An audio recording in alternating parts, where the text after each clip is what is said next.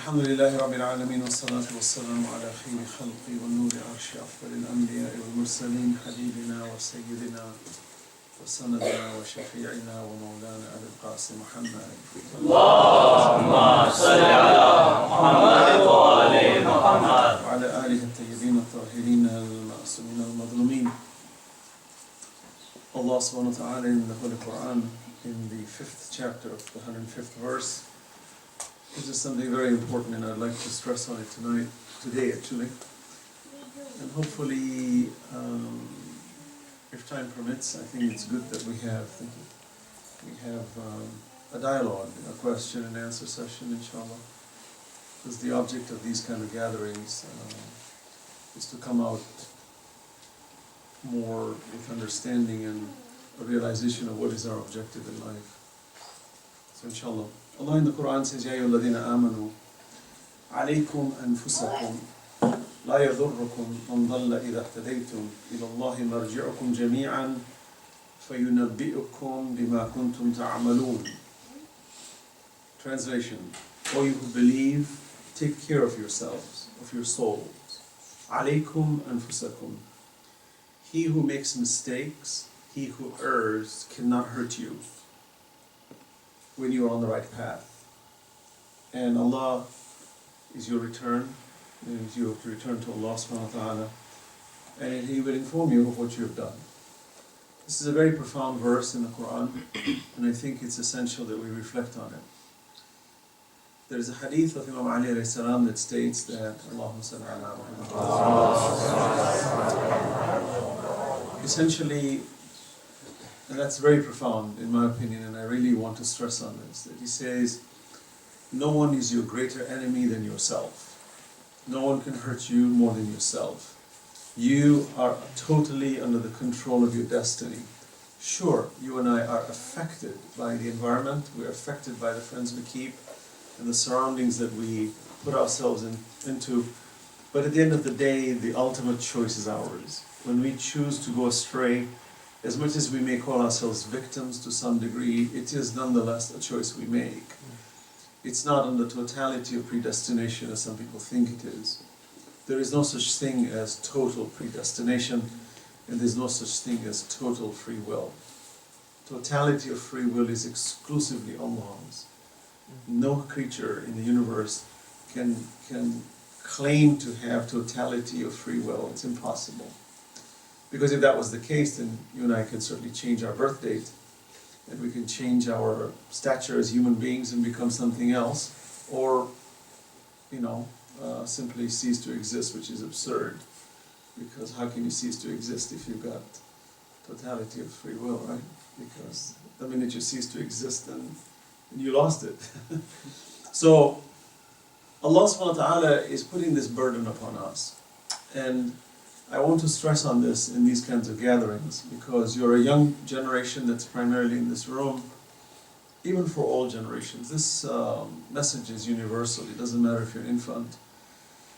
The objective of taking into account our own responsibility is what this world is about.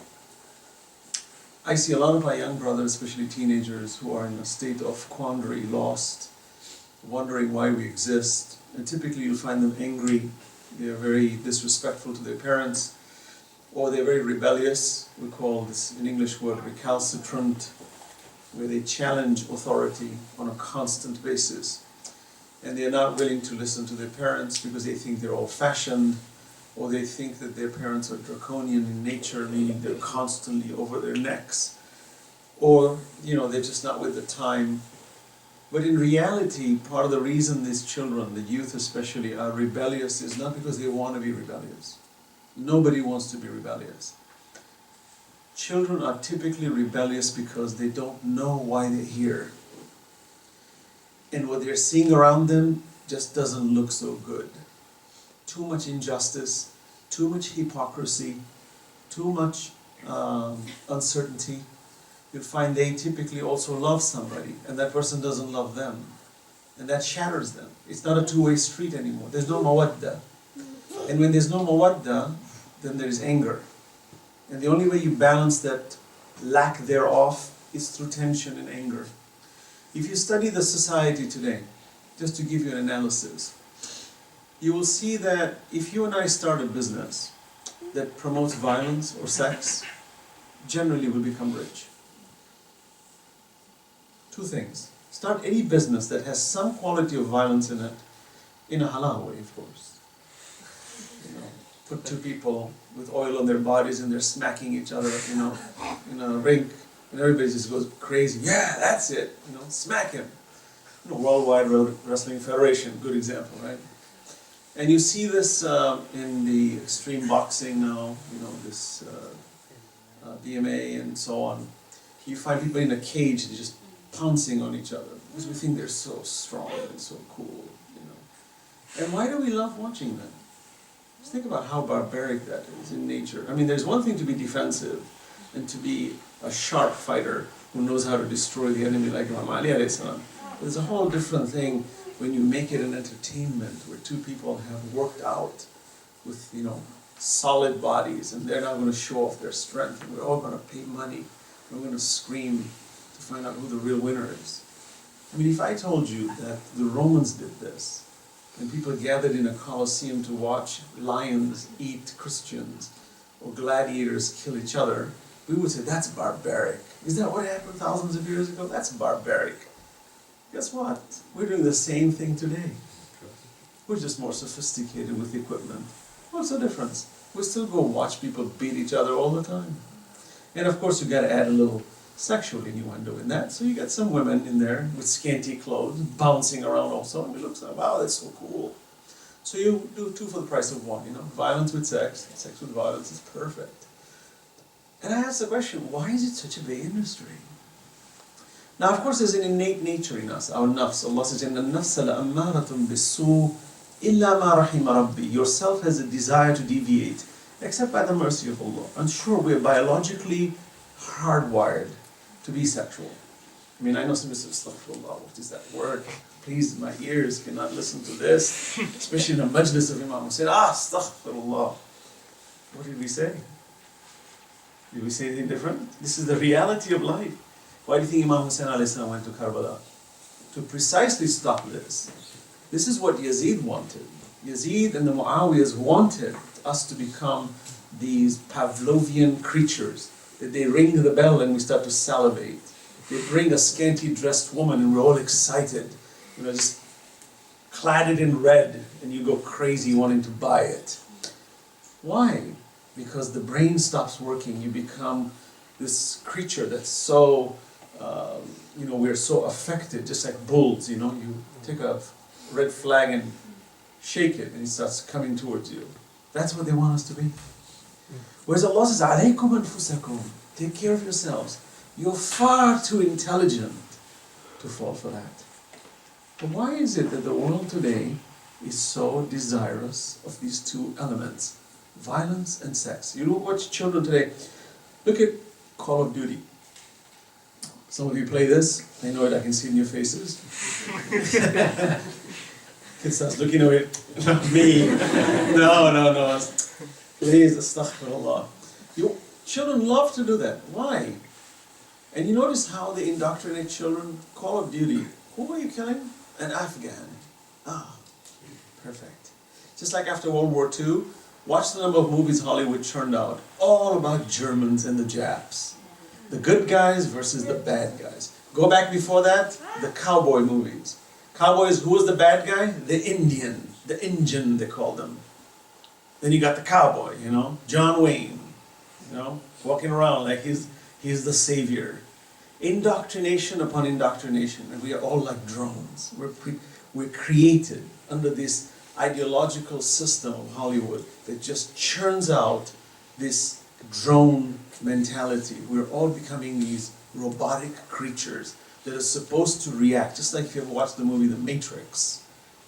You know, we're all part of the Matrix. And you're not supposed to challenge the system. You're supposed to be part of the system. You challenge it, you get destroyed. The Quran is saying the satanic elements are precisely designed to do that to you, so that you become enslaved. Why did Imam Hussain go to Karbala? For this reason. You might say, what does Matrix have to do with Imam Hussain? Matrix is a fictitious movie, it's not true. But the principle is right. There is a principle behind it. Hollywood is very smart. Every movie you ever watch, there are two components in every movie. There's the good guy and the bad guy. Always. Star Wars. To watch any movie, you'll see there's a good guy, there's a bad guy. You have to have that. Okay. The good guy could be James Bond. Right? James Bond. My name is Bond. James Bond. Mr. Cool.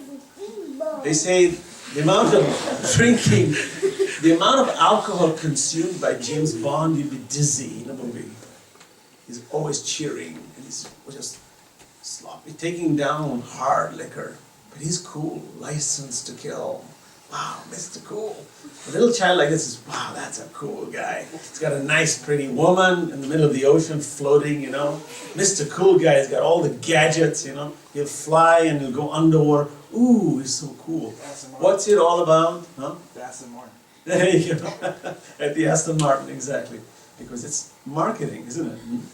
The British government wants to market the Aston Martin. Yeah, exactly.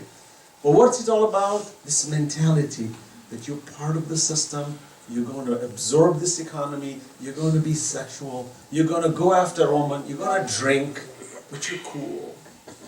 So this young child starts to see, that's cool. Now you tell him, don't drink.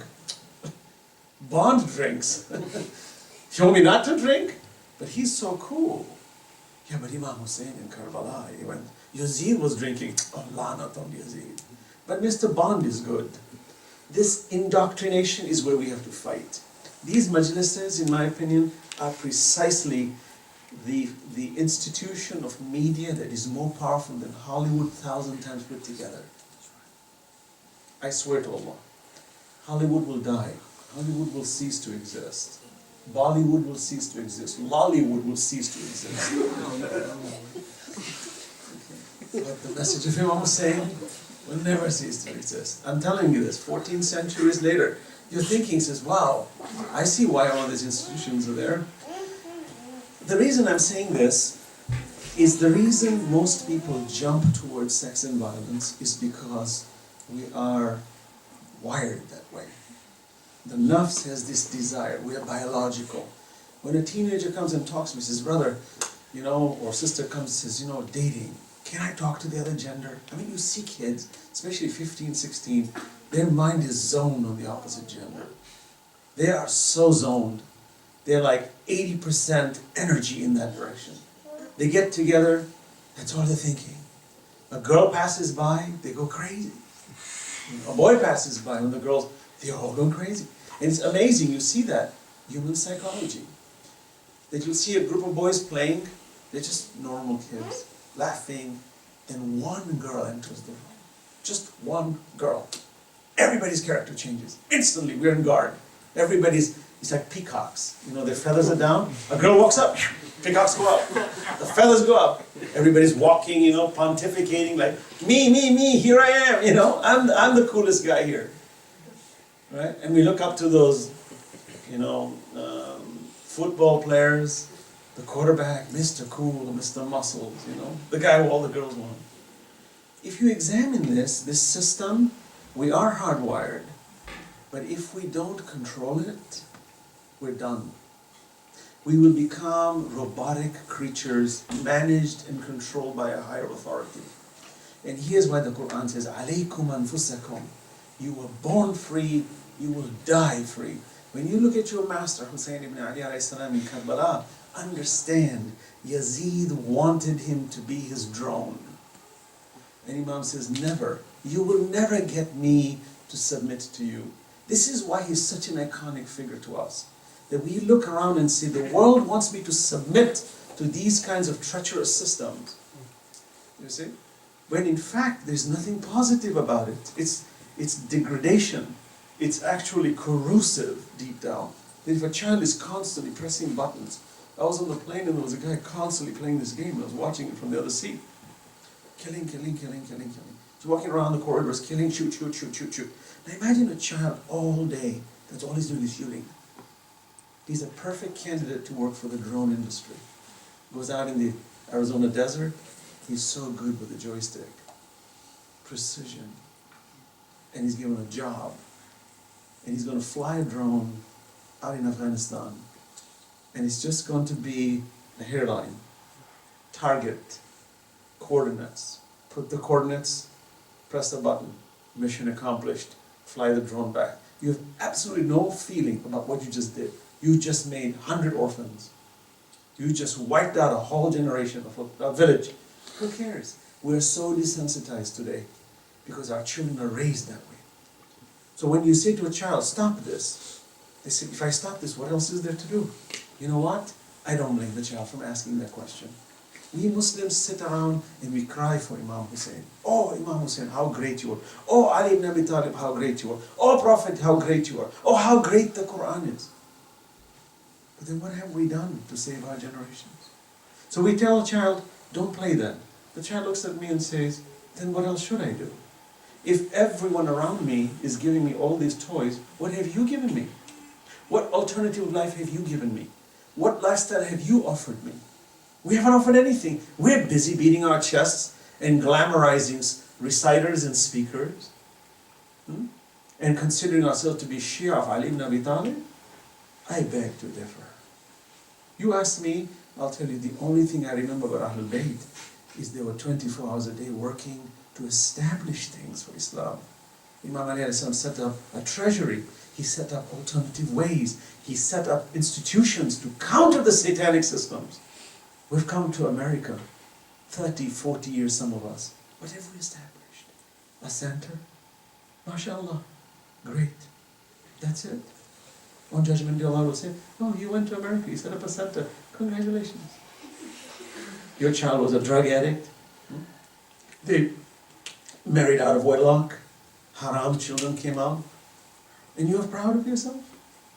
Oh, but then what else could we do, Allah? There was nothing else we could do. Really? But you were so intelligent in establishing a nice business, where you were making 6 figures and 7 figures returns. You were smart to do that. You knew how to park all your money in the right way so you avoided the taxes. You were so smart in everything. You even learned the lingo. You even know how to gesture people. But you didn't learn my language? I'm saying it from this angle. You know why there's so much violence and sex in society? Because Allah is forgotten. Allah says, "Ala bi dhikrillahi tatma'innul qulub." I'll tell you why people go towards violence and sex. When you're not satisfied, the only thing you want is sex and violence. Because when you're frustrated, that's all that satisfies you. Money, food. You ever see obese people? Why do they become obese? Because they're frustrated. I see children sometimes, even at the camp, they come really heavy. I say, why is this child so heavy? A child shouldn't be this heavy. It's because at home, they're given so many mixed messages, they don't know of any other happiness but to raid the fridge. And every time they stick something in their mouth, especially sweet stuff, it's temporary happiness.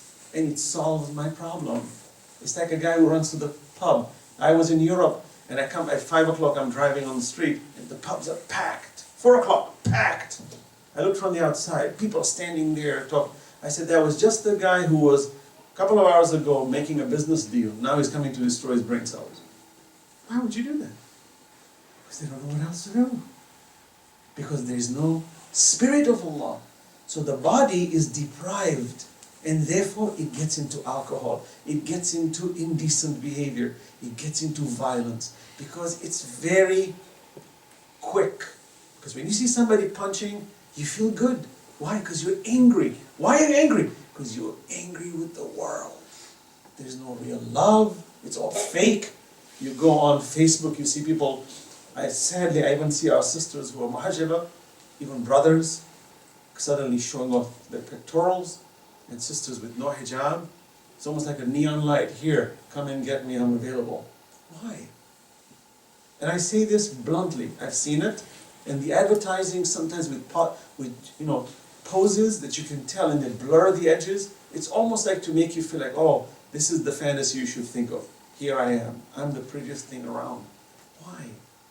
Are you so valueless that you have to sell yourself in a store? Can you imagine standing in a department store and standing there and have a price tag? And people looking at you like, There's some value to this. They probe you, they touch. good product. Would you like that? That's what we're doing.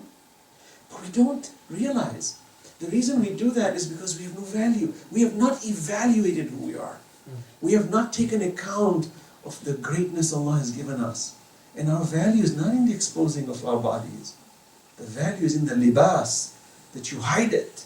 It's not in the physical. When a person walks around without clothes, there's elegance in that person, but it's ugly in public. There's an ugliness to it. It's a private matter. It's not something to be displayed. But we feel if we display that, somehow it will ignite the biology of the other person, and maybe they'll start fantasizing. Are we that cheap? So the Quran says, "Alaykum anfusakum." This is exactly what Yazid wanted. Yazid and the Muawiyahs of the time, exactly. Their women were like that. They say Muawiyah's mother had spent time with 4 different men when he was born.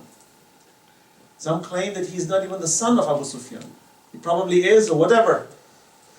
The point is, can you imagine his mother? His mother was a vicious woman. She's the one who tore the belly of Hamza and took his liver out and wanted to bite it. That's how ugly this woman was. Ugly in character.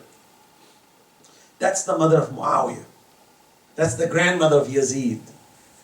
Do the comparatives versus this eloquence of Ahlul Bayt. My brother Ali, subhanAllah, I have to say that poetry was astounding. It's really you are gifted, and we've got to put you on the front lines, inshallah. This is brilliant, really. The expressions that you give, your usage of words, my God, it was like penetrating. It's a passion. You're blessed.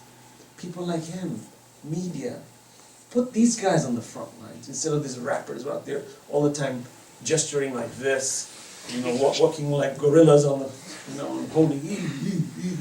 Everything's about sex and violence.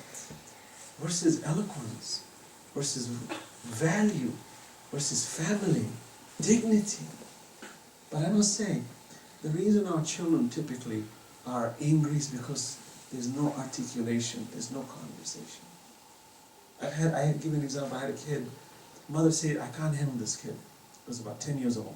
She said, "This child is the wildest child I've ever seen." And it's true. I visited him the first time in his house. There were holes in the wall everywhere. I'm not joking. I'm being serious about it. Holes in the walls. And I was looking, I said, "Wow." I said, "What are these holes?" She said, "That's my son. He's so angry." I said, "Why is he so angry?" So I walked in the house. I said, "Assalamu alaikum." He just looked at me. Didn't say alaikum salam. Almost like he was ready to growl. I looked at him in the eye. I said, "Wow, this kid is an inferno." Now, what was the reason? There was no communication. So he's sitting there on the side, and I'm at the house, and I said, "Please help me. I don't know what to do with my child. I've tried everything under the sky. This child is just not responding." And by Allah's grace, this is why I advise us all, study psychology. It's very good to do that. No matter what field you go into, study psychology. Because psychology is the understanding of how the human mind works. And we're humans, and we need to know how we work with each other. So it's almost like, if you know a little bit of your car, inshallah, if you ever get stuck, you'll know how to get out of it. If you know a little bit of yourself, you'll know what to do with yourself. So psychology, in my opinion, should be a requirement for all. No matter what you go, what field, even if you become an alim, you better know psychology. I studied psychology, I studied child psychology too, extensively. I did research in this field. So I know a little bit of how human beings work. So I sat down with this child, and he didn't want to talk. So I saw Harry Potter books on the wall. So I said, "Oh, you like Harry Potter?" And his eyes lit up. "Harry Potter? You like Harry Potter?" Suddenly this kid doesn't want to talk, starts to talk. I said, "Yeah, tell me about Harry Potter." I understand he's a good magician. And for 2 straight hours, this kid is explaining to me the whole story of Harry Potter. And I'm looking at him. And I'm eye to eye. I'm not sitting above and he's sitting down. Eye to eye. And I'm paying attention. And a lot of stuff he said, I paid careful attention to what he was trying to say. It's like when a child is painting, keep an eye on the colors they use, the shapes they draw. They're telling you a story. That story is them. When they start drawing sharp objects with a lot of red, you know there's something wrong.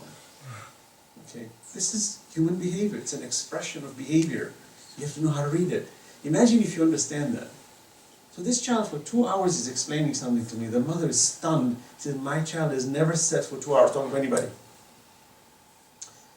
And after that we hugged, and he was so happy. He found a friend. So I said to the mother, that's all this kid needs, is somebody to talk to him. You're not talking his lingo. You're shoving it down his throat. He doesn't want that. He wants you to talk to him the way he wants it. So give it to him. And love him the way he likes it. No one said you should love him the way you like. At the end of the day, you will love him regardless. What a change in the dynamics of a child. Suddenly the child flowers. He doesn't want to hit the wall anymore. He's happy. He feels exonerated. He feels empowered. He goes to school happy, knowing that mom and dad are his best friends. Many of our teenagers don't have that relationship. They don't. So that's why they're so ever ready. A friend calls you, come on, let's go to the club. Sure, let's go. Why? Why are you so quick to do that? Because mom and dad are not my friends. They don't talk my language. So therefore let me go. And now the parent is fighting. Why are you doing this? Hey dad, you don't know. Or mom, you don't know. They'll fight you. Why? Because you're not talking their lingo. So please, I advise us all. We are liable for our own deeds, but we're also liable to be good parents and good children. And we must teach our children values. Talk to a child and say, son, do you know why you exist? Don't just talk about material things. Dad, that iPhone 5 just came out. I need it. And if I don't have it, I'll die. I have kids who are asphyxiating because they don't have the iPhone 5, they have the 4. I see it on their faces. Like, I need the 5S especially. You gotta have the S. You're looking at him like, why? All my friends have it. And I'm the coolest guy walking around with it. Why does the child need it? It's not the 5 or the 5S. It's lack of identity. They are so low, they don't know how to elevate except with materials. They gotta walk around with that. Because now I am somebody. I said, nice idea. How about you are somebody without anything? What? Without a phone? Without the cool clothes? I said, yeah. Don't worry, the cool clothes will come. It's not haram. But why does it have to protect you? Why do you have to hide behind this material garb? Why don't you shine? You know, they say, the Holy Prophet says, the most beautiful thing a person possesses is their intelligence. When you speak intelligently, no one cares about your clothes anymore. No one cares about your phones anymore. No one cares about your bank balance. They're in love with you. Isn't that the most beautiful thing to have? Don't we all want to be loved? Who can dare to raise their hand and say, I don't want to be loved? Impossible. No, nothing is more precious to us than ourselves. And when somebody mentions our name, especially in praise, it's the nicest thing you'll ever hear in your life. They say, your name is the most pleasant sound in yourself. Because we're extremely egotistic. Is it wrong? No, it's good. There's nothing wrong with that. Being egotistic in a positive way is exactly what the Quran says. Alaykum anfusakum. Take care of yourselves. You are important. And when you hear your voice, your name, and you feel good about it. Don't belittle it. But just don't be proud and arrogant about it. Just take it and take advantage of it. But how do we teach that to our children? Okay, if we do not struggle to teach our children in positive ways by which to empower them and give them value, you won't get it. Look, I tell you, I'm a traveler. I travel the world. 6 months in a year, I'm hopping the world. And I see all kinds of cultures and people. I deal with thousands of different people in public discussions. In private, hundreds. Especially with youth. As you know, I'm very active with youth. When I meet a young brother or sister, I look at them in the eye for just a few seconds. You can tell, just due to experience, that there's tremendous desire for security. Identity crisis. Big time. We all have it. Every one of us has a crisis of identity. 100%. We're always looking to secure ourselves. We're wondering if we're going to die with dignity, you see, or with embarrassment. We're all wondering, will I be accepted? In the time of marriage, when your spouse accepts you, how do you feel? You know, when the world looks at you, when you enter the masjid, or you come in public, or you come to work, how does the world see you? Do they like you? Are you lovable? Are you somebody the world looks forward to seeing? How important is that, I ask you? Priceless, isn't it? Isn't it amazing that if you can walk into a room and people stand up to shake your hands and look at you, and you are the vision that everybody is focusing on? How does that feel? It's incredible. But what is incredible about? It's not that vision of people looking at you. It's Allah telling you, look, when you take care of yourself, or at least you try, in a positive way. You know, there are people who are celebrities, in my opinion, they're worthless. They're just good on the outside. They're dangerous on the inside. But the world admires them. And we throw money at them. And they get limousines to drive them. Those are the dangerous ones, because they misguide. I'm talking about real scholars. The one you see and you know, this one's got the finger on the pulse. You know how important it is for us all to achieve that? You'd be surprised how essential that is. Self-confidence. It won't come unless you sit and reflect. Allah says, إِنَّ فِي خَلْقِ السَّمَاوَاتِ وَالْأَرْضِ وَاخْتِلَافِ اللَّيْلِ وَالنَّهَارِ لَآيَاتٍ لِأُولِي الْأَلْبَابِ الَّذِينَ يَذْكُرُونَ اللَّهَ قِيَامًا وَقُعُودًا وَعَلَى جُنُوبِهِمْ وَيَتَفَكَّرُونَ فِي خَلْقِ السَّمَاوَاتِ وَالْأَرْضِ. Indeed, in the creation of the sky and the earth, night and day, are signs for people deeply rooted in knowledge. Ulil albab. How do you become ulil albab? You have to be reflective. This young generation of young boys and girls, they are not designed in modern society to think. Don't think. Don't discuss. You have a problem? Whip out a gun and blow him up. The newspaper just was there in my room. Another shooting took place in a high school, in school, right? Because Hollywood trains that. You have a problem? Blow him up. We talk about terrorism. Hollywood is the mastermind of terrorism. You want to know every protocol of terrorism? Watch Hollywood movies. It's the protocol of terrorism. They're pointing a finger at the Muslim world of being terrorists. I swear to Allah, you dissect it, ask people like Noam Chomsky, they'll tell you. They dissect the knowledge, say, you want to see where terrorism comes from? The mentality of terrorism? Indoctrination in our young generation with all these even games. Killing. What is that called? Terrorism. And we're so proud to be advanced technologically. Today, a child rarely sits down and discusses his problem. If he's got a problem, it's about a girl. And it's all about material, it's all about physical, there's no depth. Many times I sit with children, I talk to them, there's shallowness, there's no depth at all. It's all surface, it's all about facades, it's all about just presentations and how does it look? Does it look glittery? Are you excited? That's it, that's all I want. No depth? So shallow? You live a shallow life, you die a shallow life. You know what shallowness is? It's like a tree whose root is just sitting on the surface. That's what I mean by shallow. A little breeze will drop the tree. That's shallow. Deep means you got deep roots, which requires reflection. The Quran says, الَّذِينَ يَذْكُرُونَ اللَّهَ قِيَامًا وَقُعُودًا وَعَلَى جُنُوبِهِمْ. The ones who are deeply rooted, who are they? They are reflecting, sitting, standing, and lying on their sides. Do we encourage that in our children today? No. Son, what do you want? I want that phone. I want that car. See, when he's 17, what's his greatest dream? Have an expensive car. Sports car. Every teenager's dream, sports car. Nothing. You can see their eyes like, sports car. Why? I know when I was a teenager, that was my biggest thing I wanted, sports car. Then I bought one.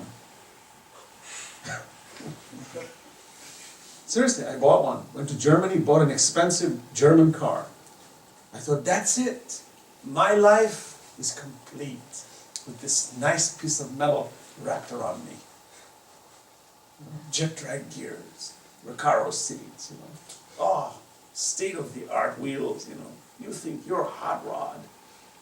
You think you're the coolest guy around. I started driving around and I realized, this is all fake. Everyone's looking at your car and I realized, what a fool I am. You mean I'm important because of this piece of metal? And I work so hard to get this? I am such a royal fool. And something deep down inside me says, shed it, please. It's useless. Get rid of it. You are valuable. Polish you. The day you come out polished, all this metal will come to you. And no joke. Just 4 months ago, somebody sent me a $110,000 two-seater Mercedes as a gift. I'm not joking.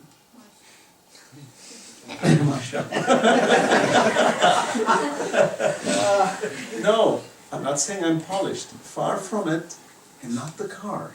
The irony of life. The Holy Prophet has said something and I live by it, and I love it. It's the most profound statement that I've heard besides all the other statements of the Prophet. He says, run after the world will run away from you. Run away from the world, and the world will come after you. And I said, that's what I need to do. I need to run away from this world. I must run away. How? You become a hermit? You become a monk? You go up live in the caves? No, that's not what the Prophet is saying. The Prophet is saying, even if there's $1 million in front of you, you won't get excited. You'll use it just for Him. You will never think you're cool. You'll never walk around pontificating, I'm the greatest thing that came on this earth. Run away from the world. People praise you, put your head down, says, La hawla wa la quwwata, astaghfirullah. No, فَتَبَارَكَ اللَّهُ أَحْسَنُ الْخَالِقِينَ. Allah says, okay, now you got something. The irony is, when this car came, I said, we don't want this. All these kids at Wise, our facility, brother, this is amazing. So I'm sitting in this black Mercedes, and everybody wants to touch it, and you're looking at this teenager, and his dream is to sit on that seat. I said, there was once a time I would have killed just to be in this car. And you look at it and says, wow, why is he so excited? Why am I not so excited? Oh, because Allah says, you've been there, done that, and you know this is fake. This is not real. And how Allah tests you. The minute I got in the car, I drove a few minutes, everybody, nice car.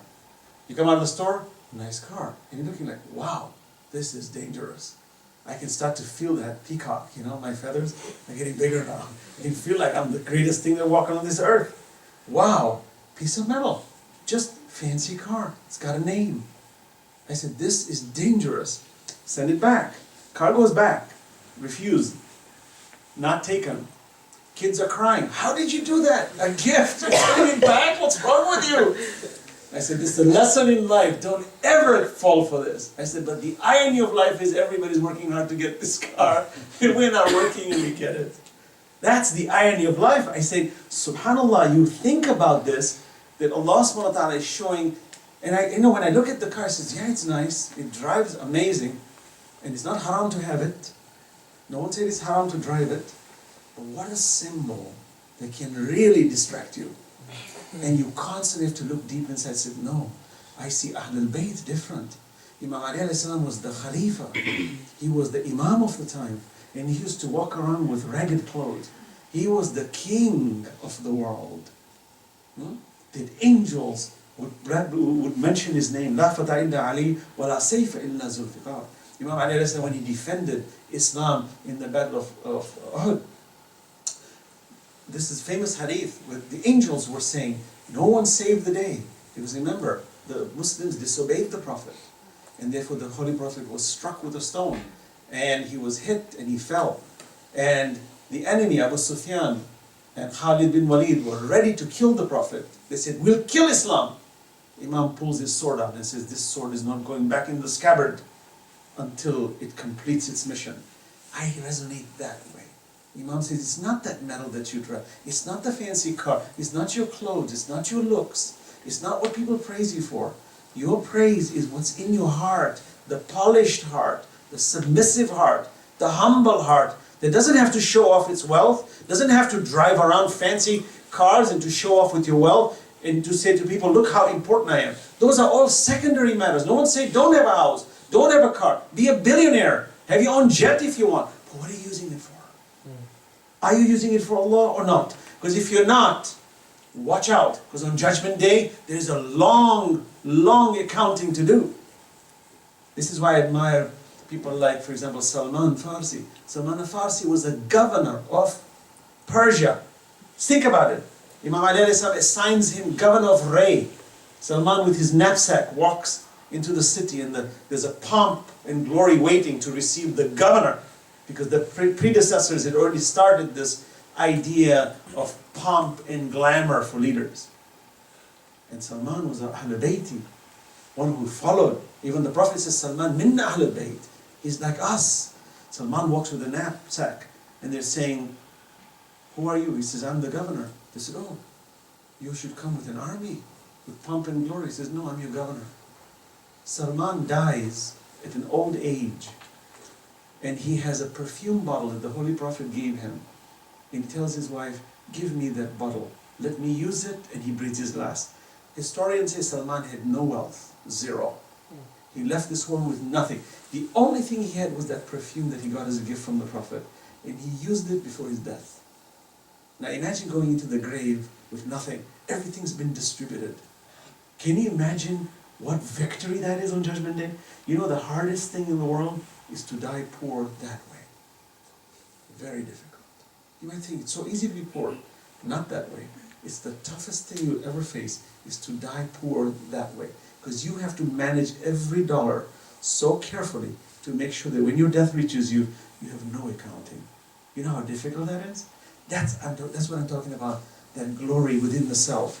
So, I want to conclude today, that when we take the lessons of Ahlul Bayt, you look at Imams, Imam Ali alayhi salam, give a good example, used to work even for a Jew. How does the Imam work for a Jew? In the sense of work. Why would he need to work? He is the successor of the Prophet. He is the one who's the guiding light for all of humanity. Allah is saying, that's my role model. The one who takes a shovel, digs, plants a tree even for a Jew, and brings money. They say Imam Ali was an expert in irrigation. You remember it? Not like today where you have pumps and water can flow everywhere. There were no pumps in the Imam's time.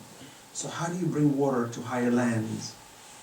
Assuming your property is a little bit higher than what the water line is, how do you bring it? Imam was an expert in irrigation. He knew how to do that. Now when you bring water into an area, all the palm trees grow. And when the palm trees grow, you make a lot of money. So Imam would, for every palm tree, he'd get paid a certain amount from the Jew. At the end of the day, Imam would plant so many, he'd have a lot of wealth. But look what the Imam is saying. He says, I'm rich. But by the time he gets home, he just has enough to feed his family. What did he do? He says, it's in my hand. It's a amana. So he goes home to home, orphan to orphan, poor woman to poor man, and he enters their home, hands them some wealth. Until he reaches home, he's got barely anything just to feed his family. Do we follow that? We say, MashaAllah, Imam Ali was such a great man. Imam says to me, I didn't come so you can praise me. I came so you follow me. Are you following my way? Are you submitting to my way? You look at Imam Zain al-Abidin alayhi salam. Imam Zain al-Abidin was holding a shovel. And a man says to him, you, Yabna Rasulillah, have to work? He said, yeah, we work so that we don't beg from people like you. They worked. Today, I see our religious institutions, our leaderships, in so many ways. Where is that exemplary role model? And I point the finger to myself most. Where is it? It's not that much. Hence, a lot of our youth today are scratching their head like, Islam? Best religion? I don't know. I'm not convinced. I look at them and say, you know what? Partly I don't blame you. If I was in your shoes, I'd have those doubts too. But I advise us all, the true religion is the right. When I was a teenager, I challenged everything. And I dissected and I disassembled the whole religion. And I said, I'm not going to follow Islam. I'm not going to follow Ahlul Bayt until I'm convinced. And if I don't see the truth in it, I'm out of this religion. I'm done. And the more I dissected, the more the gems started coming at me. People ask me, how did you learn Islam? Did you go to the house? I said, no. Well, how do you speak like this? In the sense of speaking about Islam. I said, my non-Muslim friends taught me Islam. Huh? How? I said, they asked me the right questions. I asked myself the right questions. And Quran constantly says, reflect, question it, Think. Don't be this draconian creature who sits around constantly playing these games. Press, press, press, press. Why? Because Shaitan says, let's say you live to be 90. And if I can take 30 years of your life away doing dumb things, then you're probably going to die dumb. And if you die dumb, that means you're a slave. And you're probably doing more damage than good. And that's what makes you the friend of Shaitan. And Allah said, لا تتبعوا خطوات الشيطان. Don't follow the footsteps of Shaitan. This is how we don't follow. How do we solve it? Sit with our community. Sit with our young brothers and sisters. Talk. Discuss issues. Basic questions. God. Existence of God. Value. Where am I going? Why am I here? What am I doing? Why am I talking to you right now? Why am I playing with the technologies? What's my value? What's my business value? You know, when you and I can come up with the right answers and you have certainty, I swear to Allah subhanahu wa ta'ala, you go to work for corporate America, CEOs will be looking at you and says, who are you? You're different. There's something special about you. I want you.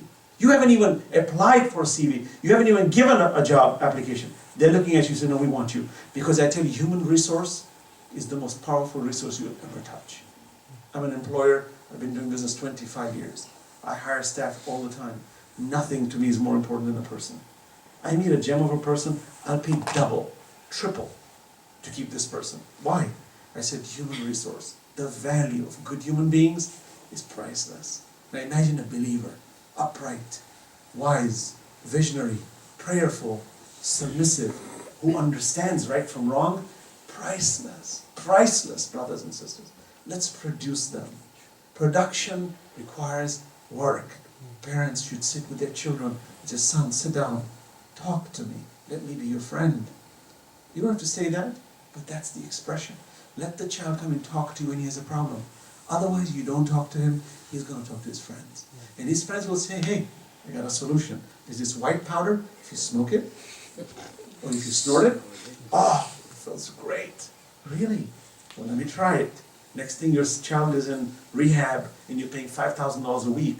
We deal with this every day. In Michigan, I have fathers who come and says, I'll pay any amount, get my child from this dependency of chemicals. I said, you know how difficult it is? Once your body is touched by it, it's virtually impossible. If you're an alcoholic, you can never recover from alcoholism, ever. Because when you're addicted, you're permanently addicted. The only ways you can control it for the rest of your life, you just will not get out of it. Same with sexual relations. Today, early dating has become a game. Online access, easy. Click the button, you have fun. Click a video, you can watch. It's world of fantasies, virtual world. It takes a second for a child to be hooked. You see how many people are addicted to filthy stuff online. Addicted. Billions of people. Billion, I'm not exaggerating. Billions statistically. It's the thing that made internet viable. This free fantasy. What does it do? It destroys even the fabric of the family. The husband no longer likes his wife. The wife no longer likes the husband. You're wondering why? These are wonderful people. Yeah, because they have been distracted by something else. There's no vision anymore. Even a child is addicted to it. So how do we stop this? We start early. We provide alternative lifestyles. And to me, one of the greatest alternative start are these kinds of sessions. That I say, wow, 12 imams went on the altar. Even Imam Sahib Zaman alayhi salam is on the altar. Though he is not shaheed. The 11 imams have become shaheed. And you've got 11 profound universities. One reflection upon the other. And then the Holy Prophet. And then the prophets. Wow, I've got a lifetime of conversation. If I lived on this earth 1 billion years, I would not exhaust the story of prophets and imams. I would not exhaust it. I swear. When I speak many times, I'm going to say this. You walk out and say, oh, I only said one thing.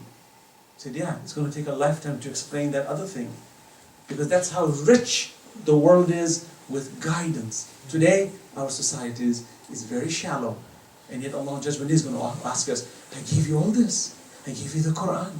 I gave you Ahlul Bayt. I gave you the Holy Prophets. What did you do with them? Oh, no, I had a big poster of Michael Jordan. He was my cool. Okay, what is Jordan doing for you? Besides him getting rich with Nike, what is he doing for you? What morals has he taught? What has he taught you? You look at some of these basketball players or some football players. Yeah, they're excellent in what they do. Tennis players, they're excellent in what they do. But that's where it stops. That's where the buck stops. You're going to take that guy as your role model? You're barking up the wrong tree. Because that's the guy that's going to do the worst thing. Look at, for example, Tiger Woods. People saw him as the icon of golf. And suddenly he's caught with all this women in his lifestyle. Sure, he's a victim. Why? Because he's a celebrity. Everybody wants him. So easy to get caught. Why don't we take the lesson of Yousef alayhi salam? Quran says, نَحْنُ نَقُصُّ عَلَيْكَ أَحْسَنَ الْقَصَصِ بِمَا أَوْحَيْنَا إِلَيْكَ هَذَا الْقُرْآنِ. We're going to give you a beautiful story. What's the story? Yousef. What a handsome young child. Brilliant, a prophet, wisdom. You cannot explain with expression a more beautiful story than the story of Yousef. Yousef was so handsome. All of us want to be handsome. All of us want to be beautiful. Allah says Yousef is so handsome that when the women saw him, they said, Hasha lillah. Glory be to God. This is not a human being. In hada illa malakun kareem. This is an angel. That's how handsome Yousef was. He says he made women mesmerized. That they were cutting fruits. وَقَتَّأْنَ أَيْدِيَهُنَّ وَقُلْنَ حَاشَ لِلَّهِ. They were stunned, and the Quran draws this analogy. This handsome boy walks in, and they're stunned, they're just looking, and they're cutting their fingers. They said, Hasha lillah, my God, who is this guy? Could you and I be in those shoes? Very difficult. Allah says, when you're extremely good looking, you become a prisoner. And Yousef says that. He says, قَالَ رَبِّ السِّجْنُ أَحَبُّ إِلَيْهِ. Prison is better than what these women are calling me for. Allah says, take a lesson there. How many of us would love to have a woman call us among the men? A girl slips you a phone number, she slips you an email, she slips you an access. Oh, you're excited, she called me, she looked at me, she smiled. Allah says, what about Yousef? He got locked up in a room. She was the governor's wife. She was the most beautiful thing around. She was the richest woman around. And she locked the door. And she had every right to abuse him because she was the master. And he had every right under the sky materially to say, well, God, what could I do? I was a prisoner. I was taken as a slave. What could I do? She even locked the door. God, come on. Ghafur Rahim. You know, you're the person who will forgive me, right, God? He says, hey, Talak. She says, come to me. He says, Qala ma'adallah. Allah says, see my prophet? Ma'adallah. Did you see that? Huh? Ma'adallah. Subhanallah. What do you mean? A'udhu billah. Meaning, I seek refuge with Allah. But that's a pretty woman. And Quran says, she was pretty. And Yousef had a liking for pretty women. She wasn't some ugly woman whose teeth were falling off. Quran says, no. When he says, ma'adallah, he wasn't saying, ma'adallah, oh my God, she's ugly. No. He says, she's intensely beautiful. But I know this is haram. And Yousef turns, and Allah says, now watch what I do for Yousef. Yousef has been tested. He believes in me so much. Now watch what I will do. And she passes, her authority goes away, and he becomes the heir to the same position her husband had. And he becomes the governor, the treasurer of all of Egypt. Egypt is like being the treasurer of the Federal Reserve today.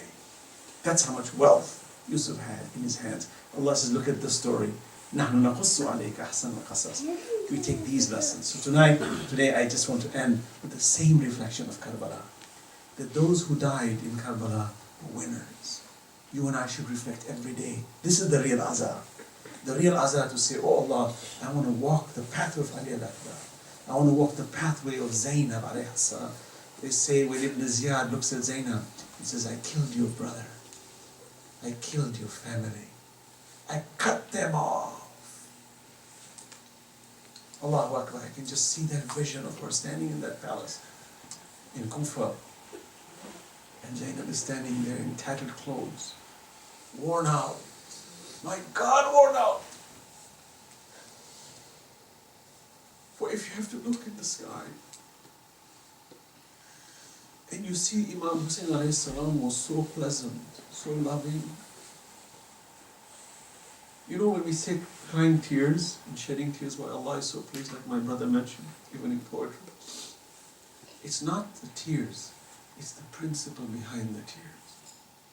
When you go watch a movie and a little orphan child is being abused, if you don't cry, you have a problem. No, it's Hollywood-made movie, but it should hurt you that somebody is being abused. But now bring it real, and bring it to the representative of Allah, and bring it to the Prince of God, who's now standing on earth, is the ultimate role model. And he's being beheaded. You know, I look at my daughter, I look at my father, my mother. I say, if anybody hurts them, will destroy me. Even a small cut will destroy me. Imagine Zainab had to watch her own sons, Amr and Muhammad, killed. Headless bodies being brought to her. She looks at that as a mother. Which mother has the right to look at her child headless? And to see the head of their own Amr and Muhammad on spears to be taken to the king. You know how painful that is?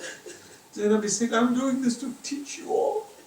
We didn't come and die in Karbala so you can just mention us and cry for us. You should do this real.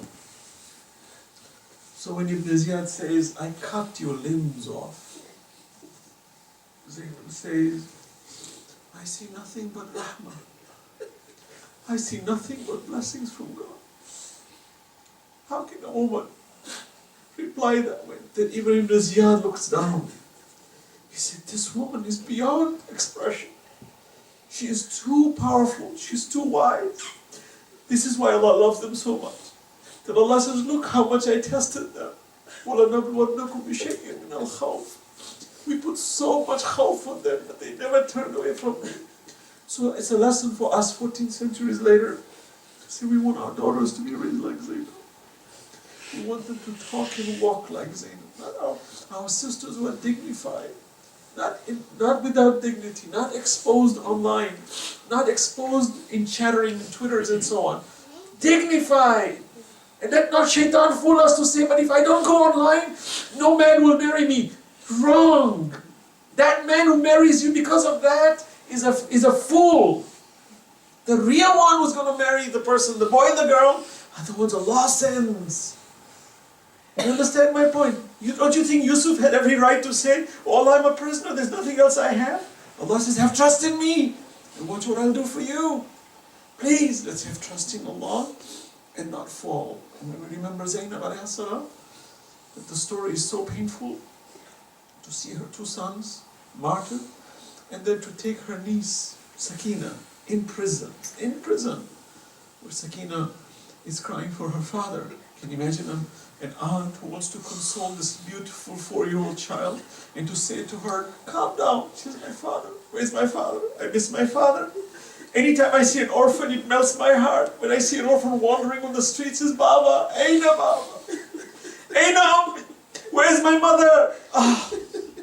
You can caress, you can cajole, you can hold this child with so much tender and love, it can never compare to the hug of a parent.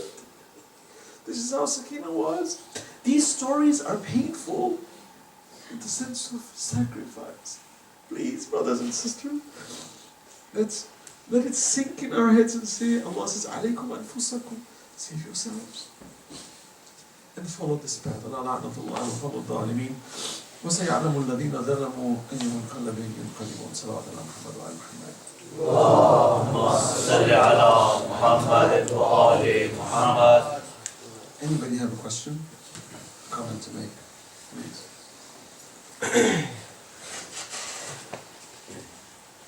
Yes, brother. You mentioned that when people say your name, you feel good about it, right? Yes. But you say not to be arrogant and proud of it. Correct. So that means should be modest. Correct. Yeah. Modesty, correct. In other words, you are important. Nothing is more important than you and I. To you, you are the most important thing that ever existed. Even Allah's importance is bound by your existence. People say, no, give yourself up, only for Allah. That's a metaphorical statement. The practical statement is important.